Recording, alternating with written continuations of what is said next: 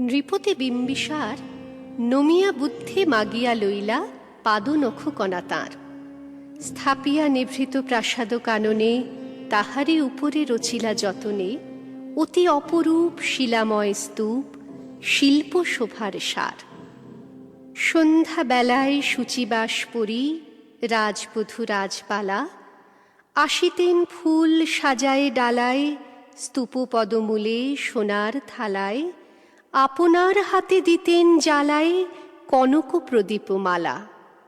অজাত শত্রু রাজা হল যবে পিতার আসনে আসি, পিতার ধর্ম শোণিতের স্রোতে মুছিয়া ফেলিল রাজপুরী হতে, সপিল যজ্ঞ অনল আলোতে বৌদ্ধ শাস্ত্র রাশি। কহিল ডাকিয়া অজাত শত্রু রাজপুর নারী সবে, বেদ ব্রাহ্মণ রাজা ছাড়া আর কিছু নাহি ভবে পূজা করিবার, এই কটি কথা যেন মনে সার, ভুলিলে বিপদ হবে।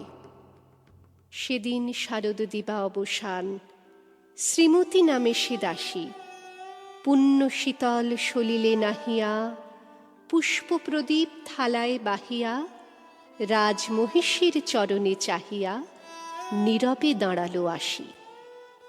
শিহরি সভয়ে মহিষী কহিলা, এ কথা নাহি কি মনে, অজাত শত্রু করেছে রটনা, স্তূপে যে করিবে অর্ঘ্য রচনা, শুলের উপরে মরিবে সে জনা অথবা নির্বাসনে।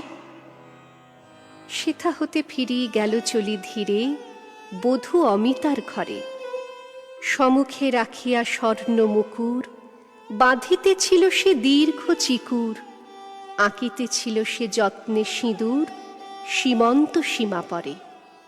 শ্রীমতীরে হেরি বাঁকি গেল রেখা, কাঁপে গেল তার হাত, কহিল অবোধ, কি সাহস বলে এনেছিস পূজা, এখনি যা চলে, কে কোথা দেখিবে, ঘটিবে তাহলে বিষম বিপদপাত।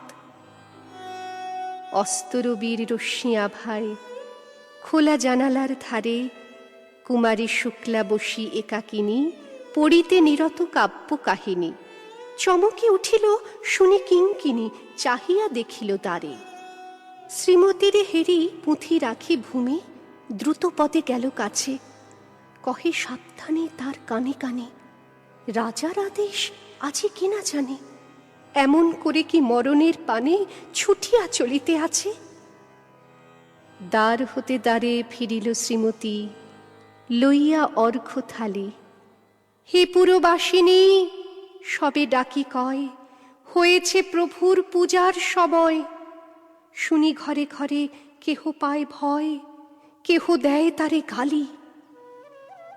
দিবসের শেষ আলোক মিলালো নগর সৌধ পরে, পথ জনহীন আধারে বিলীন, কলকোলাহল হয়ে এলো ক্ষীণ, আরতি ঘণ্টা ধ্বনিল প্রাচীন রাজ দেবালয়ে ঘরে।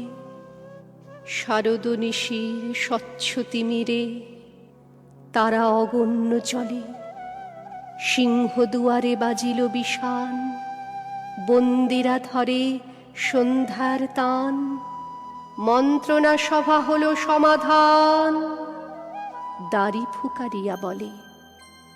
এমন সময় হেরিলা চমকি প্রাসাদে প্রহরী যত, রাজার বিজন কানন মাঝারে স্তূপ পদমূলে গহনা ধারে, জ্বলিতেছে কেন যেন সারে সারে প্রদীপ মালার মতো। মুক্ত কৃপানে পুররক্ষক তখনই ছুটিয়া আসি, শুধালো কে তুই ওরে দুর্মতি, মরিবার তরে করিস আরতি। মধুর কণ্ঠে শুনিল শ্রীমতী, আমি বুদ্ধের দাসী। সেদিন শুভ্র পাষাণ ফলকে পড়িল রক্তলিখা, সেদিন শারদ স্বচ্ছ নিশীথে প্রাসাদ কাননে নীরবে নিভৃতে, স্তূপ পদমূলে নিবিল চকিতে শেষ আরতির শিখা।